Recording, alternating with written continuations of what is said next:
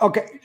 So why don't you give us your reasons behind the breakup between you and Paulie and the sudden end of him leaving the apartment, which he claims that he got out of his money, out of an inheritance and stuff. Why don't you tell Yeah, us? he did. He got $12,500 on an inheritance. I was getting a studio apartment down in Shirley Ave. I went and looked at it. Paulie was living with his girl. I was living with my mother with COVID. You know, I had a $100,000 a year job. I got laid off right before my lease on my other apartment was up, so I was going to move up to Lowell and go to work for Jeep 495. That was the plan. So I was going to stay with my mother for a month or so and then move all my furniture up, whatever. Um, Paulie came back up from Florida, which was nice at the time. He was living with his brother. I don't know what happened there. I'm not going to get into family business, but he ended up living with a girl in East Boston. And I know the girl. And I used to go by there for Paulie when he was in Florida if she needed dog food or $20. Because, Paulie was like a brother to me. I love the kid, like a little brother. And he moved in with her. He was complaining every day that she had 3 dogs. She wasn't walking them. He's stepping in dog shit. The apartment stinks. I went up there one time. She wouldn't do the laundry. They were doing drugs. I don't know what she was doing. Right. I went up there one time. The dishes, Lee, were over the counter. Like, I couldn't believe they were living like that. And I could see why Paulie wanted to get up. So it was a good idea to move in with him, I thought, at the time, which ended up being a mistake, obviously. Yes, Paulie got 12.5 on his inheritance. And Paulie is like me, very generous. I'm not going to take that away from him. He's a good kid like that. Um, what we set out to do, because I had some furniture, but I ended up giving it up. And we went and got furniture, 2-bedroom sets, the TV, all that nonsense. And Paulie laid out the 6,000. He did do that. And probably like 2 months later, I gave him 3,000. Gave him his money back. He had no more money in here than I did. So don't listen to all that nonsense. Our rent here was almost $2,100 a month. So what's that for a year, Lee? How much is that? That's prox 27,000, right up in All that right. area. And what's half of that? 13.5. There you go. I'm not going to say nothing else about it. The kid is on disability, which I think he should be because he definitely has mental problems. He gets ship money every month and some food stamps. You're not stupid. And James, if my rent's 2,000 a month, it's going to cost over 4,000 a month to live here with food and everything. Especially in Boston. Yeah. Yeah. So he had to start spending some of his money, his inheritance. I don't know what he did with the rest to help with the rent. And he did. And he stopped out another time and paid the rent. We couldn't pay it because I wasn't working. And everybody knows I kept getting sick with the COVID, but it doesn't matter. Whatever was happening, we were paying the rent. After that, a year, I lived off my credit from September to September. I refinanced my car, put in all my tax money, bought people furniture, a friend of mine furniture for his new apartment, and it was paying me off. And he gave me money so I could pay the rent. You understand? Yeah. His 12.6 that he blew on his own, that's his problem. It's not mine. He didn't realize or comprehend what it takes to run an apartment, to live and to eat. He just doesn't comprehend that. Now he's giving me $650 a month, besides when he was pitching it for the rent. Let's say that $650 a month between me and him. He was giving me that. I was spending $600-800 a month on cigarettes. Wow. We were both smoking. His money was a puff. It was nothing. The only good thing was the food stamps he had. It helped us, but I still had to put money in every month out of that too. What happened with Paulie, and it wasn't just me that saw it. My kids, Joey Love. You know who Joey Love? He's been on my show. Yeah. Started to see a change in him, and I don't know if he wasn't taking his medicine. I don't know what was happening with him, but he was getting delusional. He was telling me all these different things. At one time, I even had the pastor and my mother come over, pray over the apartment, because I felt this kid was being haunted with something, Anyway, I'd say the last 2, 3 months before he moved out, it was getting weirder and weirder with him. You know, one night he knocked on my door, 3 in the morning. What's up? Everything all right, Paulie? He says, the police are in the hallway. What? He said, did you call the police? So why would I call the police? I jump out of bed. I go to the hallway. There's nobody there. I open the door. So he's now in a paranoid state. I don't know what he's doing. Then he tells me, I get up one morning. He says, who's that girl in your room? I said, no girl in my room. He said, there's a girl in your room. I was talking to her through your door last night. You were talking to a girl through my door last night? I think he's getting up in the middle of the night because I used to hear him coming and listen at my door. He thought there were women in my room. There was nobody there. So it started just getting worse and worse and worse. When he stole the equipment, I knew he was already delusional. I don't know why he did it. You know, I yelled at him. I did. You know, I love him like a brother. I would never put a hand on a brother, you know. And I walked in the room when I realized what he did. And he said to me, if anything happens to me, my people are going to call the FBI. I said, wow, really, Paulie? All right. I said, I'm giving you a week to get the stuff back. I might need more. I said, I'm giving you a week to get the stuff back. I gave him exactly a week. We sat him down to talk to him because my kids loved him like an uncle. And he badmouthed my kids. He did a lot of terrible things, you know. Anyway, so we want to do like a little intervention. And he started getting a little cocky. And, you know, I got a little nasty. I ain't going to lie. But at that point, I was trying to scare him, call the police. Someone told me, I talked to somebody after he robbed the stuff. They said, and I wanted to throw him out at that point. Well, Bobby, why do you think he robbed the stuff? I think in his mind, he got paranoid. I think he really believes like that I was doing something wrong to him. He told me at one point, I know you're going to kick me out. I know you're going to kick me off the show.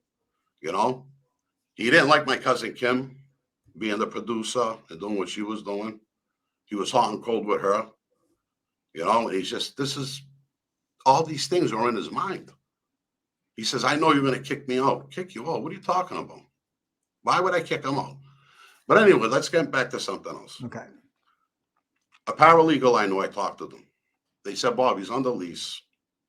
And the only way you're going to be able to get him out is legally. Because as long as he has a key and his name's on the lease, you can't get him out. I says, all right. So that night, he did what he did. I said, all right. I called the police to have them come, you know, and take him out of the apartment.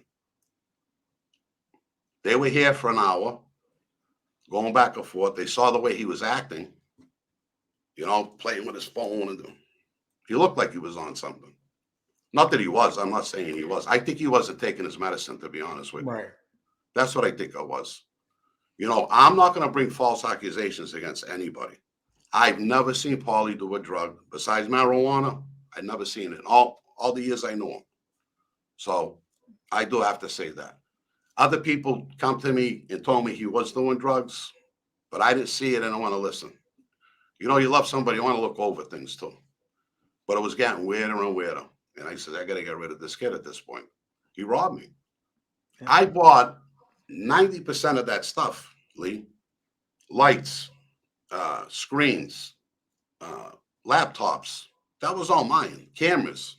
I bought all that. He bought one camera with me and a set of lights. That was it. And maybe a few odds and ends for the show.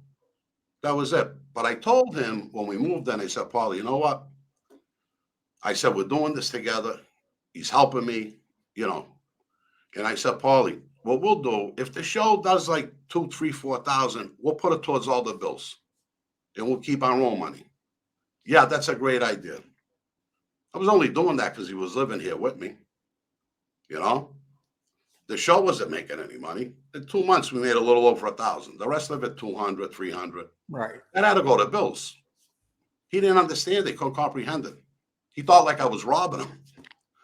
So where is your mind, kid? What are you talking about? You know? And it just escalated, Lee. And it got worse and worse. And people witnessed it. You know? So. Now he made accusations that you were stealing some drugs from him and giving him the prostitutes. I mean. I heard, you know what I heard? I was blowing all my money, his money on prostitutes, cocaine, buying clothes, taking care of my son. What money did he have? What is he talking about, this kid?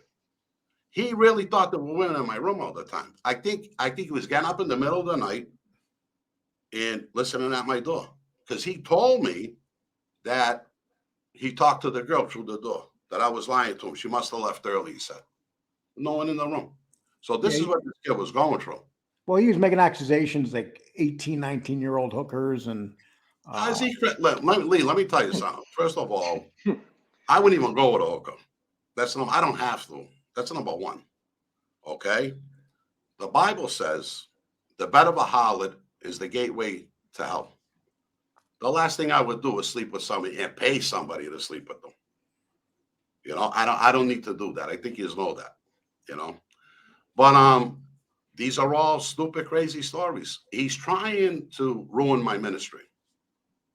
And he's not doing it. It's not happening because my Christians are watching the show. right. They talk badly about him. People that from the neighborhood call me all the time, you know, disgusted with what he's doing. He doesn't have the friends that he thinks he has. Then I've been sitting on this for a little while. Someone anonymously sent me 100-page transcript of him talking on the stand with the Sly Park murders. I have it. I'm going to do a show on it. Explain what the murders are that you're talking about. All right, years ago, I'm not going to get too deep into it. Lee. No, whatever you want. Years ago, Paul Tanso, when they were younger, the kid Frankie, Lewis, all these guys, Paul and Frankie were selling drugs. The older kids were trying to shake them down.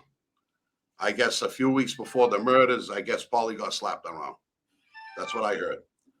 And Paulie always told me, he said, Bobby, they framed me. I had nothing to do with it. But now I got the whole story. He got himself severed from the case, all right? Got on the stand and told them everything, but took himself out of it. This is what he did. But I know the real story now. I didn't only get that. I got a map the way they walked that night. He never went. He handed a 16-year-old kid a gun. That's what he did. Paulie was the oldest one out of all of them. These young kids, one of them still in jail for life. The other one just got out. You know, based on those murders? For those murders, yeah. Yeah. So why do you think made it sound like he framed it, but he was in the middle of the whole conspiracy. So why do you think Paulie got out so fast? Well, listen, when you go and talk on a stand, he took himself right out of it. Like, you know, he's a compulsive liar, the kid. I caught him in 100 lies here. Everybody catches him in lies. You know, his life is a lie to me, you know. So anyway, this is what we're dealing with. This is what this kid does. See, liars do things for different reasons. They lie because they want to get themselves out of trouble. You know what I mean? Save themselves from something. They want to make themselves look good in front of people. They're lying. They like to conquer and divide with lies. You understand, Lee? Yes. These are all the problems. And then there's some people, especially like Paulie, they're compulsive liars. They can't even tell you the truth. And that's how I see it, because everything with him was either embellished or out of line, you know? So that's what happened with me and Paulie. Did you press any charges against Paulie? Because I know No. I did that to get him out. I got him out. What was he going to court for then? I remember he was going to court there for a while. He wasn't going to court any time. He never went to court. Well, really? Okay. Yeah. Once I got the stuff back, I wasn't going to I'd never take anybody to court. I wouldn't do that, you know?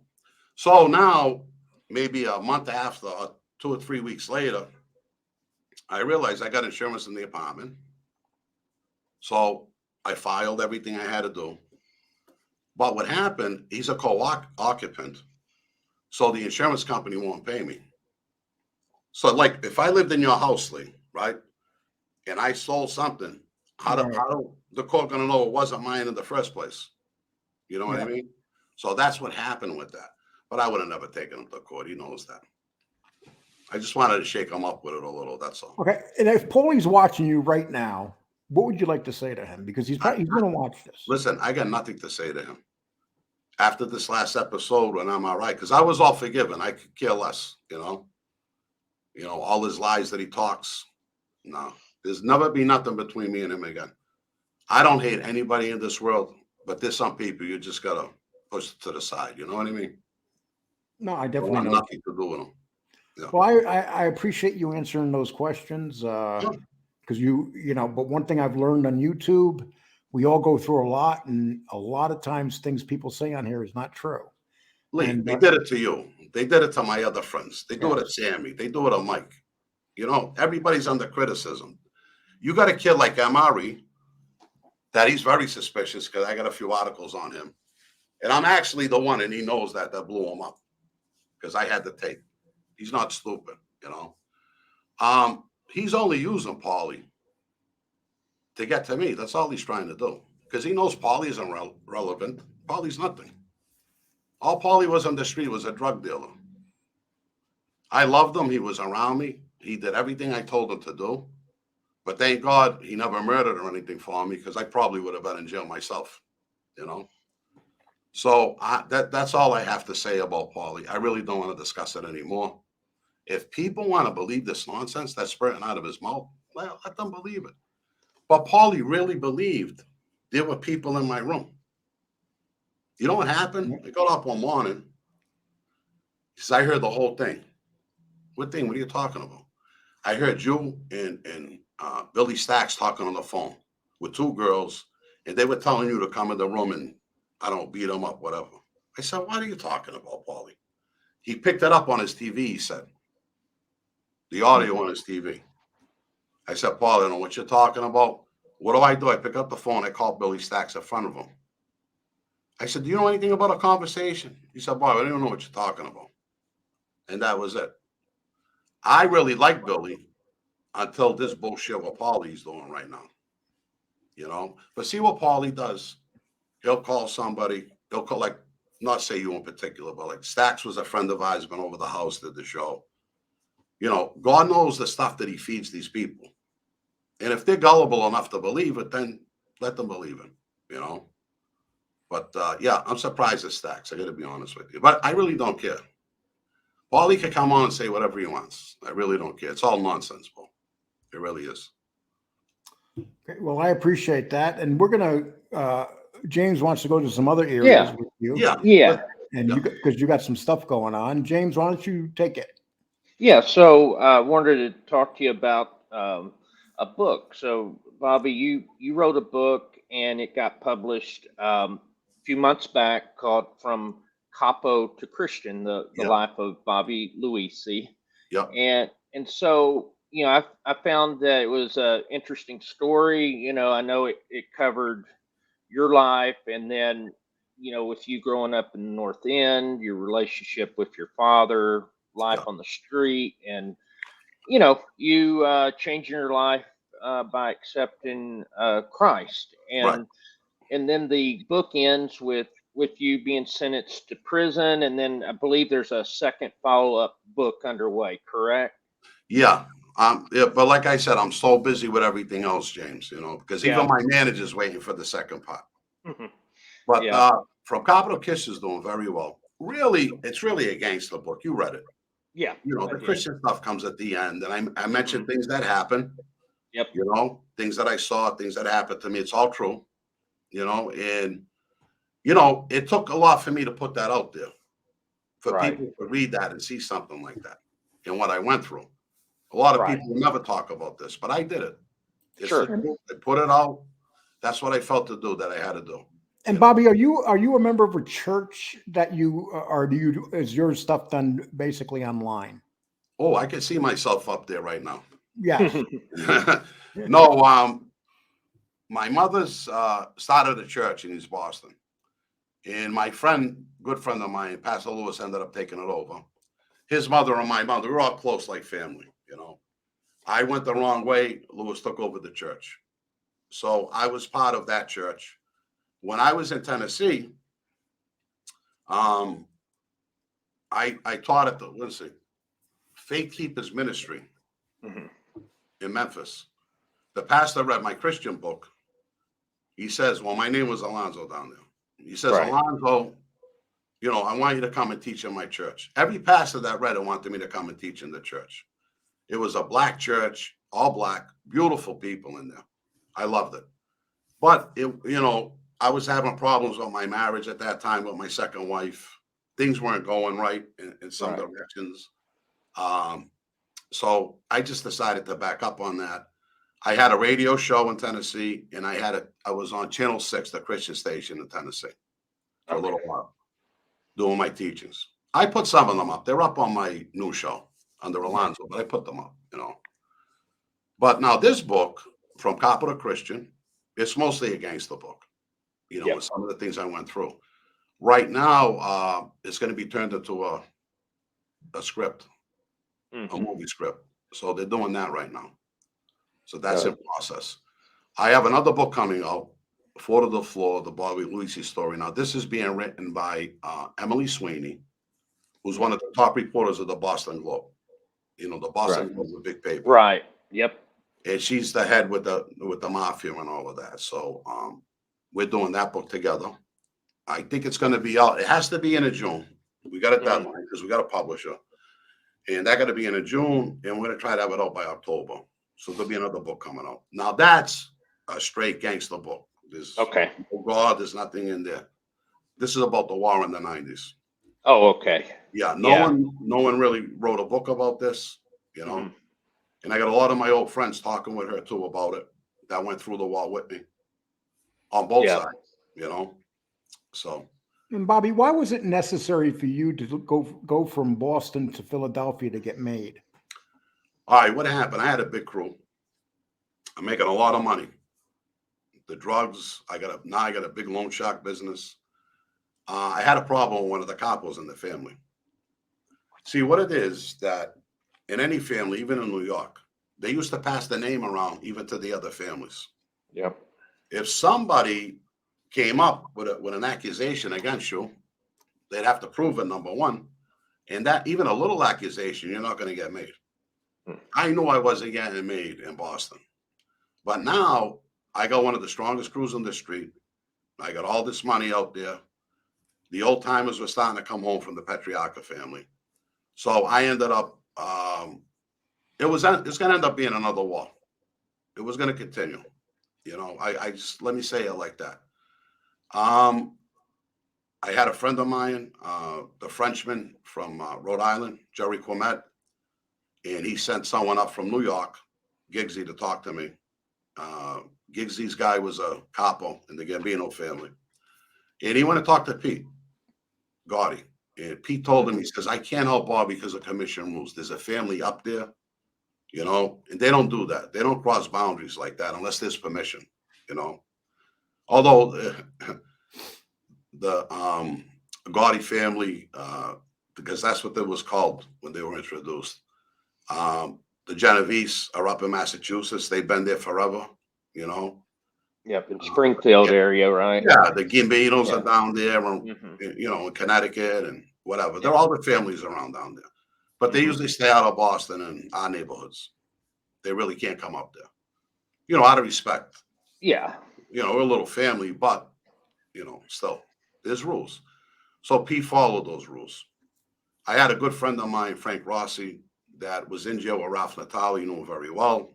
When Ralph come out, Joey made him his front man in Philadelphia. He said, Bobby, go down and talk to Ralph. Ralph wants to meet you anyway. Go talk to him. So I went down to Cherry Hill to the pub, and I met Ralph. Really liked him. Really liked Ralph. Then I ended up coming back down. I ended up meeting Georgie, Joey, all the guys.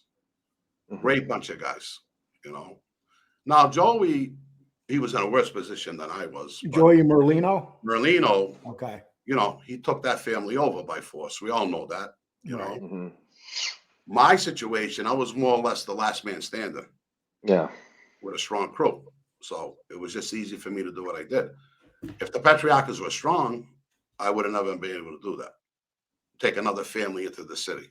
They were pretty much in Rhode Island by that time, right? They'd kind of retrenched and just trying to stay alive, right? Because a lot of the guys were already pinched, and then the son, Raymond, he wasn't a strong leader, right? And that created a lot of issues on the street. Yeah, the my Boston guys understanding. didn't like that.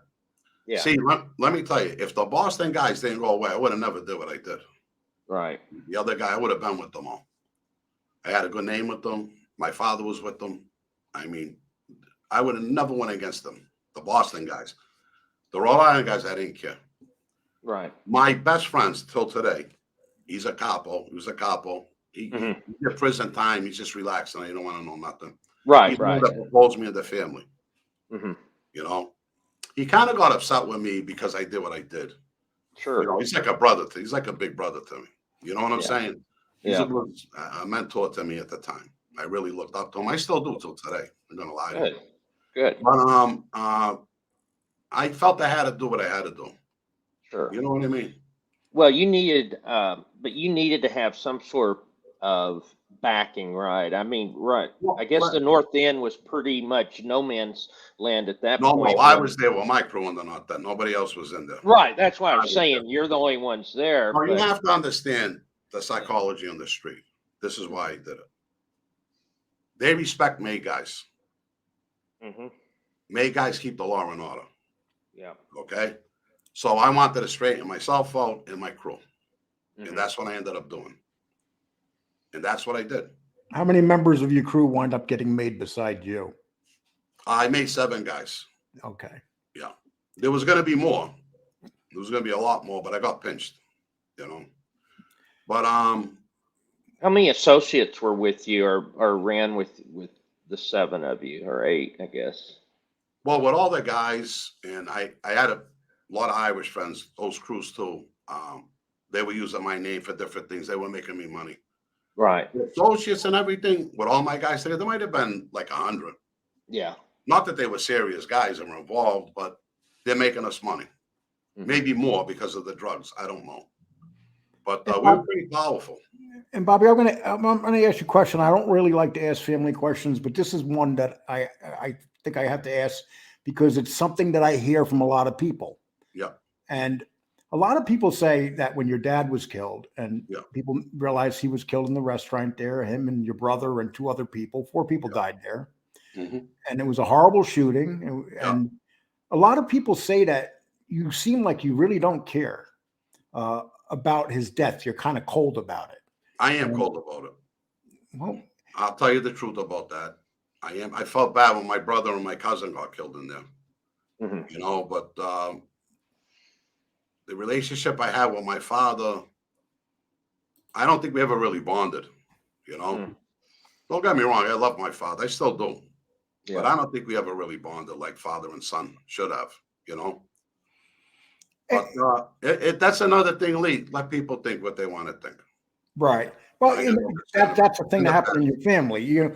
I'll give you an example. I watched the news say that your father was a wannabe mobster, but from what I understand, he was more than a wannabe mobster.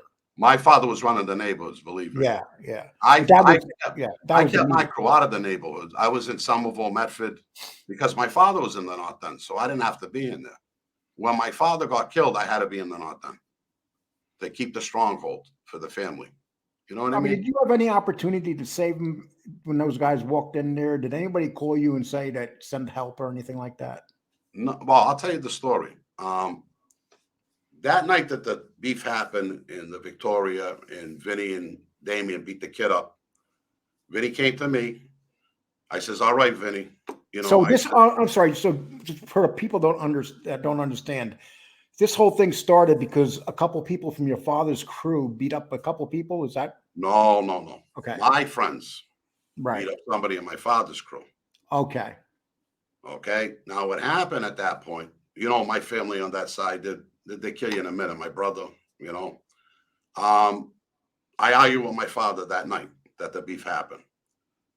Vinny came to me. I said, "Vinny, just protect yourself." And you know, Vinny's a harmless kid. I never Was this the night before he was killed?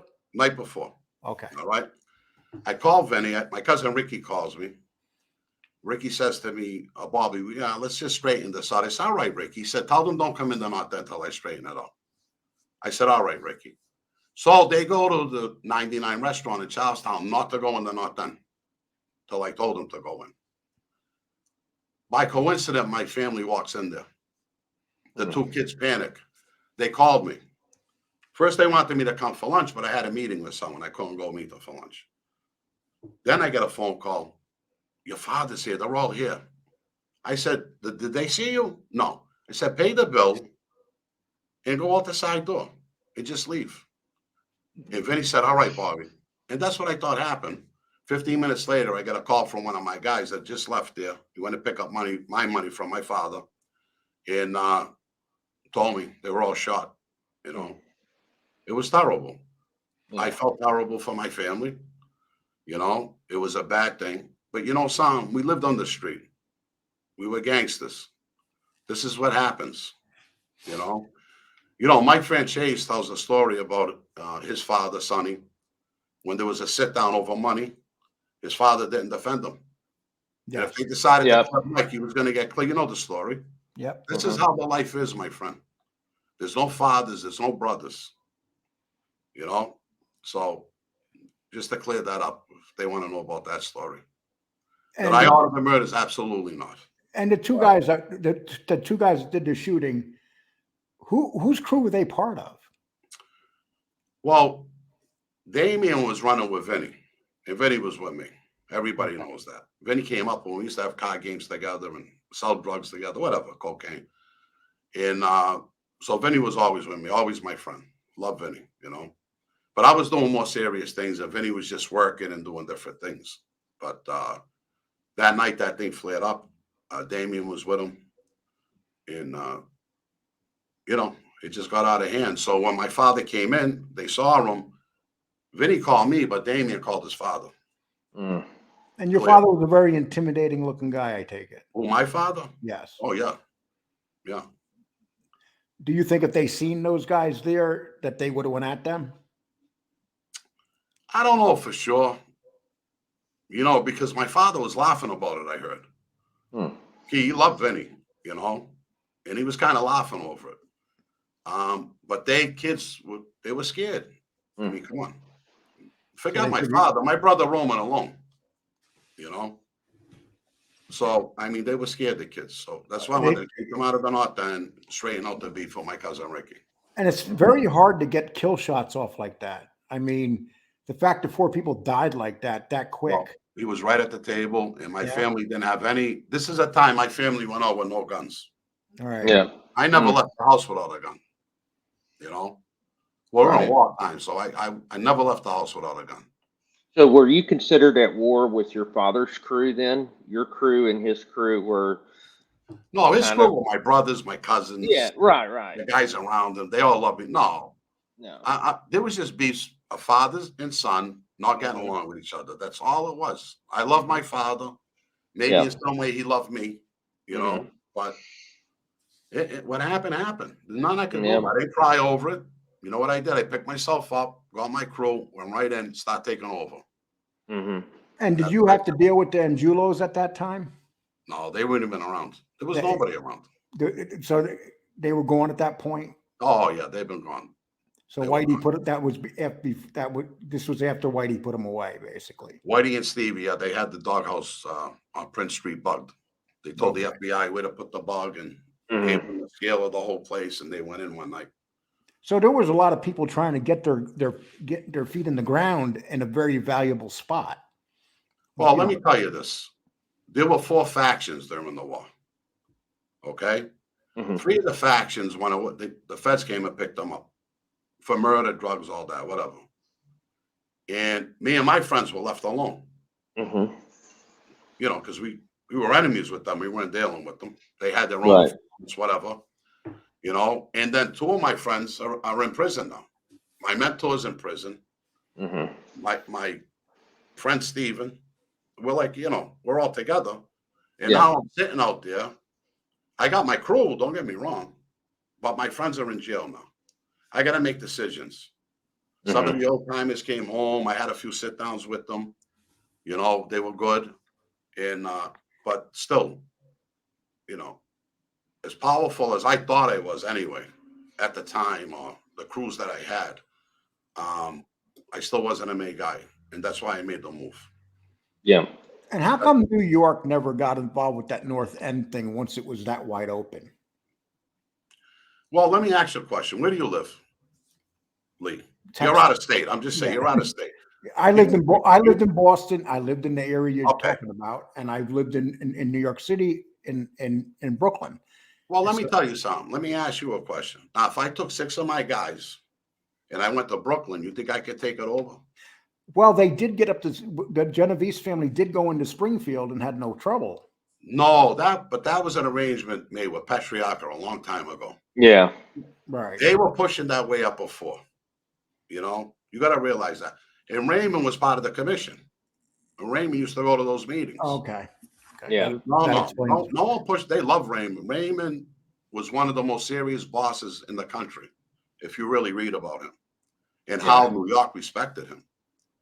And Yeah, he was close to the Gambinos. The Gambinos were kind of tied in with the Patriarchas, meaning that I know he was on the commission, but still the Gambinos and the Patriarchas were aligned probably closer than any of the other families with the you're probably right about that. And But what it year ended did up being the Genovese anyway. And what Yeah. year did the father? What year did the father leave, get out of power, and where his son took over?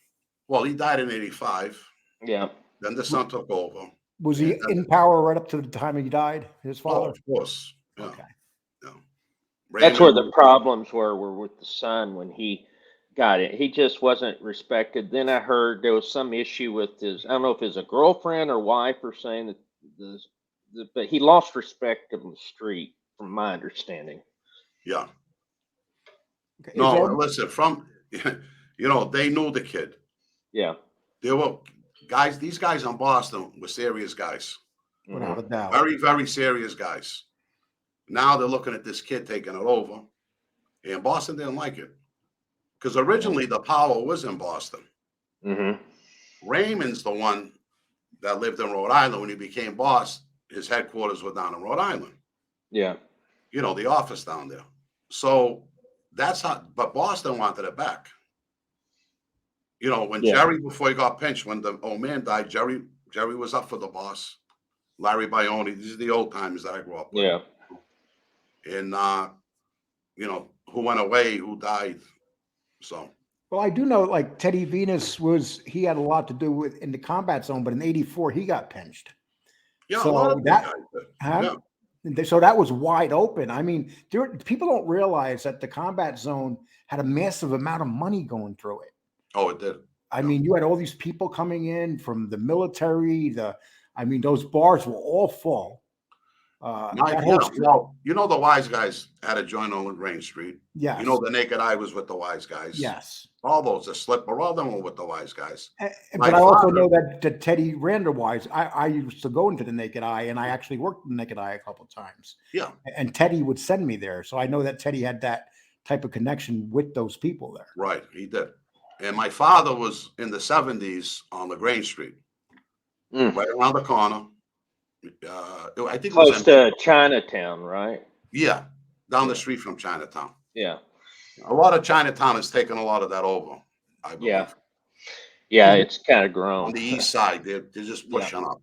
You know? See, that's the thing that people don't, I was lucky enough to, I spent time working in Times Square. I wind up in the combat zone, and people don't realize those two areas of the country at that time, they were very grimy, but they were full of, every bar on a Friday, Saturday night was packed. Oh, there were, listen, between the hookers, the pimps, the people coming every week, it was amazing what money was going through there. The drugs, everything was going through there. I remember one night I was driving in with Teddy Venus. He was giving me a lift back to Cambridge, right? Yeah. And a bunch of hookers ran up to his car, and he drove a station wagon back then. And they ran up to his car, and they were, you know how they start, hey, you want a date? And they looked in the car, and all of a sudden I seen their face turn white. Yeah. And they were like, I'm sorry, Teddy. I'm sorry for running up to your car. They didn't realize what they were doing. Yeah. And at that moment, I said to myself, all these hookers in this area went up to the car. They seen him, and it was like they seen death. They just... I had one guy around me. He called himself Pat. That wasn't his real name, but I'll say Pat. He was a nice kid. But he had a few girls. And he wanted to be under my wing. And I told him, I'll never be a pimp. That's not something I'm going to do. Till this day. In the 90s, I'll tell you what I've done. with hookers, to be honest with you. In the 90s, when I was going down to Philly, we used to go to the geisha house after. You know, they wash it down, all that, whatever, happy ending bullshit. I did that 2 or 3 times. And that's the only time in my life I've ever been with a hooker. You know, and I'm ashamed I did that because I realized after those girls are like prisoners in there. Oh yeah. And it's sad. It's Oh, sad. But, the things I've seen in the combat zone, the families come looking for their daughters and stuff. oh yeah, yeah. Do you remember when the Boston Bunnies opened up? That was in North Station, wasn't it? No, that was right in the combat zone. It was right in the same, not far from the naked eye. I mean, it was on the other side of the street. Why does that sound familiar to me? Well, it opened. Teddy opened it up while I was there. It was built. It was actually built. I went in. My job was to put the girls on and off stage, and Teddy would tell me who we'd want up there and what time they want them up there, and because there was a certain women on stage make money. Oh yeah. You know, and there were some women that you just put up there when you needed to fill a spot. Yeah. So, but it's well, like, you know, in the 90s, I got in a bad habit because I dated a stripper, and then it was strippers, cocktail waitresses, bartenders. I used to go right after them. You know, I won't deny I had a problem, a less problem. Yeah. A lot of gumas, you know, but I never gave any of them drugs. I never did that. I wouldn't do that. You know, all my gumas, anybody was on drugs, they ain't coming near me. I didn't want that, you know. I'm not saying I never did cocaine with a woman. I'm not going to lie about that, but they weren't lying. Agabish. You know what I mean? There's all these folk cores in this world. There's a ton of them. When's the last time you've used drugs? It was 1998 when that thing happened to me. You know, I wouldn't even touch a drug. So you've been clean for a long time. But I wasn't a drug user, though. You have to understand that. Okay, recreational, basically. That's all it was. Okay. I might grab somebody, go a weekend or whatever, but I didn't do drugs. I didn't have a drug problem. I didn't have an alcohol problem. I think the last time I had a drink, it was a Christmas party recently for my company. I didn't have any of these. This is why I was successful, Lee, because I didn't have these problems. And I kept going straight forward.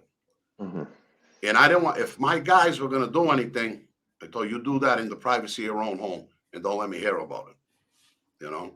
James, I'm sure you have other questions that you wanted to ask.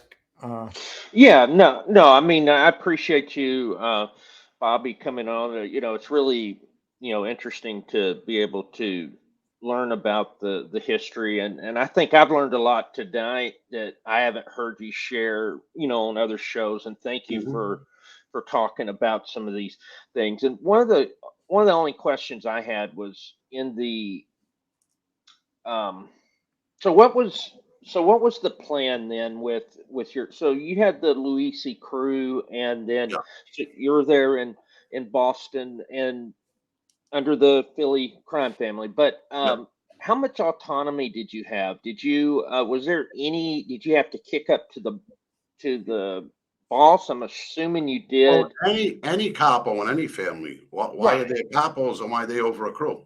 Yeah, exactly. That's what I assumed. And so your autonomy was, what would you have to go to? Because it sounded like that Philly left you alone, right? Or did you have to go to them for, I guess, a piece of work? You'd have to get that approval, right? That's the only thing. Other than that, because you got to let the boss, you got to let them know what you're doing, even though we're up in Boston, you know. But we still did a lot of things without telling people what we were doing, if you understand what I'm saying, because I felt Boston was mine. When I first sat with Joey, we talked. He says, you're going to be in my crew for 2 years, then you could go do what you want to do. Because he knew what my plans were. Yeah. But after that thing happened to me, James, it's in the book. I didn't want to be a boss anymore. Right. I was looking to run away. You know, when we got pinched, I was going to go do my time. I was facing 10 years. That's it, for the drug charge. Yeah. Do my time, and then I was going to Florida like Joey did. Joey's in Florida. God bless him. You know? Yeah. That was my plan. Until the superseding indictment for murder was coming. That all my nice friends that I murdered with and hung with and were ratting on me. You know? And that's what happened to me. Yeah. Well, that's That's Yeah, how that's how they usually they put their charges down. They would get you on something simple, and then that's what happened to Mikey Scars. Then all of a sudden he's waiting on 3 indictments to come down on conspiracy to murder. exactly. You know, it's like you'll hear from Mikey Scars, oh, he ratted and he was only looking at 8 years. But if you look at the history of that, he was looking at life. Well, this is what happened. Now, I'm with my lawyer, and we're looking to make the deal. Marty Bedroll, he passed away now, so I'll tell you the story. Mm-hmm. Left the AUSA's office in Boston and went and worked in Quincy with my lawyer in his office. And at that point, Jack was a state lawyer. So he took Marty down just to cover everything. And I told him, I said, come on, just go make the deal. I'll do the 10 years. He said, Bobby, you're not going to do just 10 years. You're not getting out. What? He says, all your friends are lining up against you. They're ready to re-indict you on murder charges. I said, are you serious? He said, they're talking about it up there, Bobby. They got you cold. You're not going to get away with it. He says, I'll get you the 10, but you're getting re-indicted as soon as the new. See, I got indicted with Joey's thing on the grand jury that was sitting then. They couldn't come again with another one. That's not how they do it. So they wait for that grand jury because it's a different case. So they wait for that grand jury to be gone to sit a new one. Then they were going to go in with these murder charges and come after me with an indictment for murder. Mm. When he told me that, he says, you know, I think you should talk to him. I said, I'm not a rat. I'm not going to go talk to them. 2 weeks went by. My stomach's turning. I don't know who the CIs are. I don't know what murders they're talking about. I don't know what's going on. 2 weeks went by, and I called my lawyer. I says, yeah, tell them I want to talk to them. Because I knew I was done. I know I was done. And I'm not going to let all these guys go home on my back. And I'm going to do life. What, for pride? What am I going to do that for? You know? Let me tell you what I learned with all of these guys is self-preservation, my friend. Yeah. You got the loyalty, all that nonsense, because when it comes down to it, they protect themselves. You understand? Bobby, So what do you think about these guys Yeah. that come in here, informants, and they attack the people they put away viciously? I think that's wrong to do. You know, Joey made a mistake with me with Ronnie Previty. Ronnie's dead now. He should have protected me a little better than that. I was sitting with an FBI agent. Joey didn't know that. I'm not going to blame Joey for that. We're gangsters. This is what happens. But I didn't like Ronnie. I used to pick on Ronnie. I didn't want him around, you know. And ended up, they put us together, and I'm sitting with an FBI agent getting taped. And that's what happened. But I wasn't mad. I said, all right. I got mad at first when they picked us up. I said, hey, you know what? I'm just going to do my time, and I'm going to Florida. Because my cousins will run the family, the crew, or whatever you want to call it, and I'm out, you know. But yeah, Well, what happened? I go at it. I'm sorry. I go at it with Dominic Ciccali because of the fact that when he went with Vinnie Gorgeous, Yeah, everybody on the street was telling him that it was saying to Vinnie Gorgeous that he's a rat. I don't trust him as an informant. And Vinnie Gorgeous stuck his neck out and literally threatened people's lives and said, don't talk about the guy like that. yeah. And then when it came down to it, Ciccali flipped over on him. Okay, fine. He flipped over on him. But he's on this channel, his channel now, bad mouthing a guy that called him a brother, a guy that cried when he found out that Dominic Ciccali was going to flip on him. I mean, that's the stuff that bothers me about informants, Bobby. Yeah, see, I would never do that. And you got to remember another thing. I was with Dom. I'm friends with him. We were in Arizona together. I really liked Dom a lot. We did time together. We ate together. You know, we were friends. You know, the night when we went his way, whatever. Right. You know how the system works. They move. Yeah. Long story short, I'm not mad at anybody. I have no resentment against anybody. I don't even know who the guys actually were. We never found out who the CIs were that were ranting on me. We never found out. Well, they don't give that up. I wasn't indicted. They're not going to give that up. True. We never really found out. I don't know who was doing it. It had to be 3 or more, you know. And but I still, even if I assume somebody did that to me, I still talk to them. It's over with. But what happened to me? Yeah. I make the deal with the government. All they wanted were the murders. Yeah. I talked about murders with them. I didn't tell them everything. I didn't tell them all because it started breaking down. Every time I told them about a murder, they wanted to put more time on me. It was getting a little ridiculous. Yeah. Sammy gets pinched with the drug thing. Oh, Sammy got pinched. You're going to get more time. I said, I didn't want to swear now, but I said, what the F do I got to do with him? You know, they were just trying to shake me. When they realized and I started talking what we were doing, they were really pissed off, you know. And they were pissed off at me because they felt they had the mafia under control in Boston till I came and reorganized. Yeah. They were really pissed off at me. I found this out later. But long story short, I got in a beef with them. Excuse me. I didn't have it in my heart to go sit on the stand and look at my friends that took me into their family in Philadelphia that had nothing to do with the problems that I was having. I would have had to sit there and talk against them. I couldn't do it.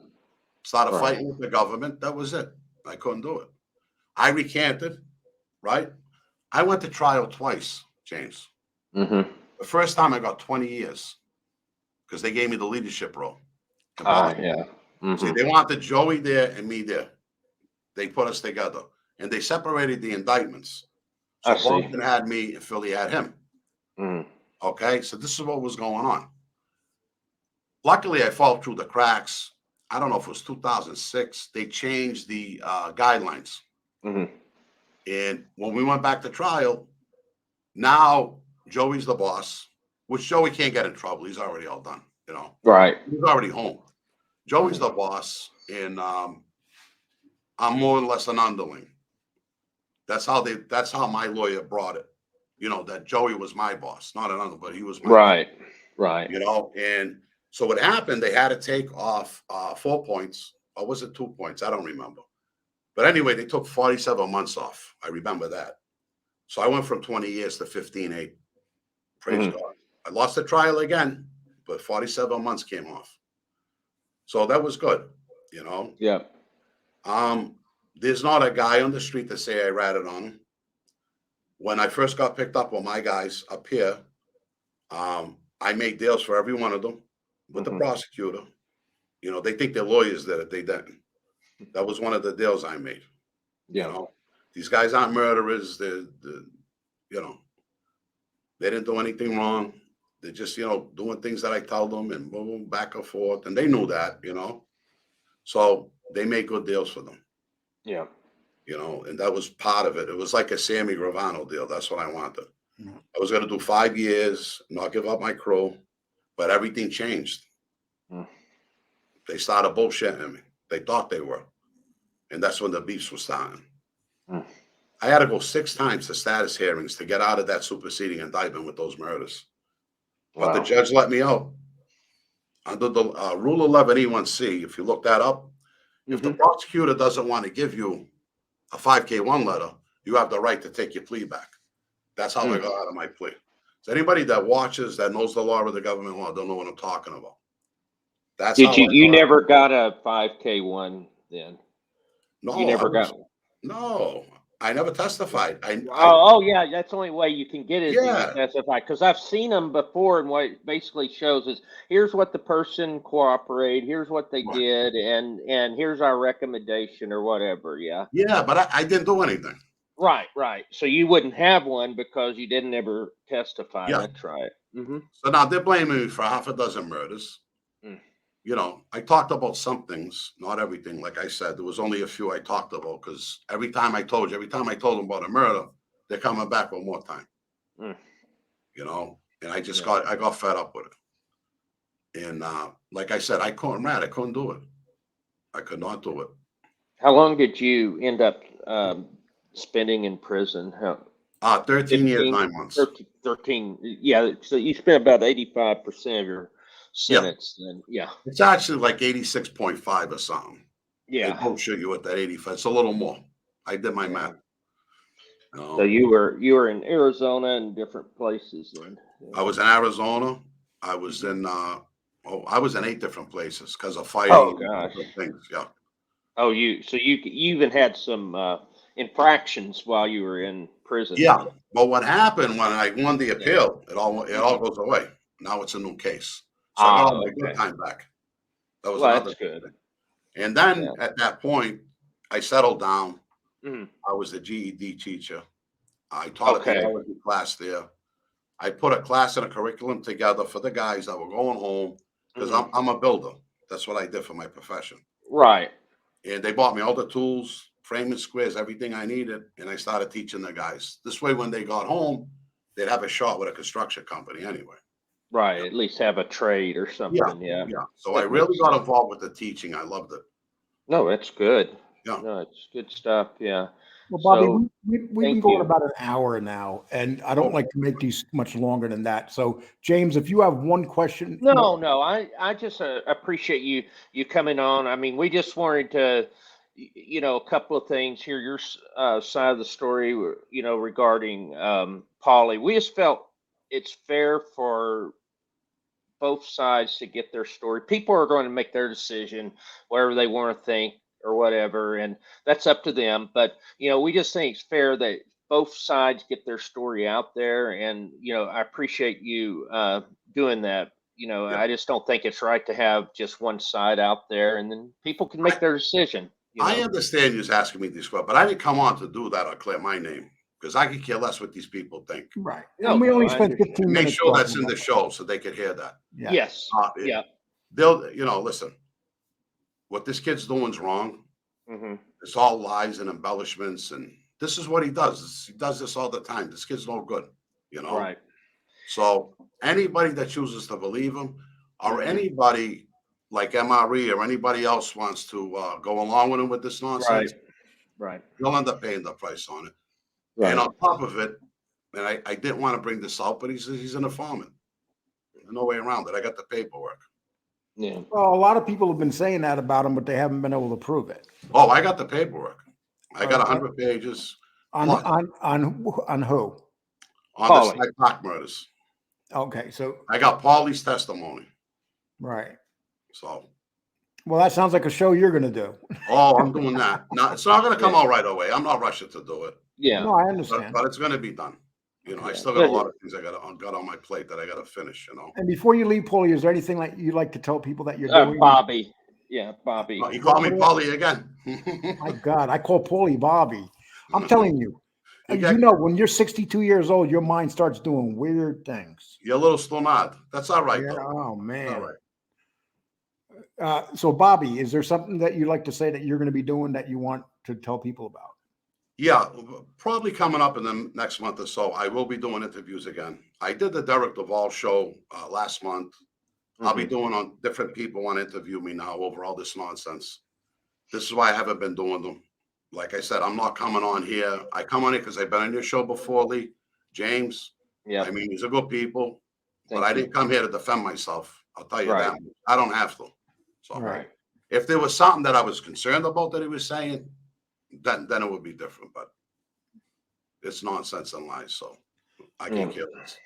Well, Bobby, I'd like to thank you for coming on here. And, Oh, you're welcome. I'll put this out. I'm not sure if it's going to be this week or the beginning of next week, but I'll put this out and let Yep. you know because I All got right. 2 videos coming out before this one.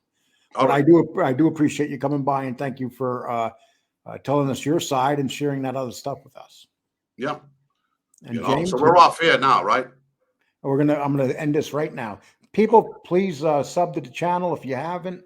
Please hit the like button if you like this, and even if you don't like it, please hit the like button. Thank you.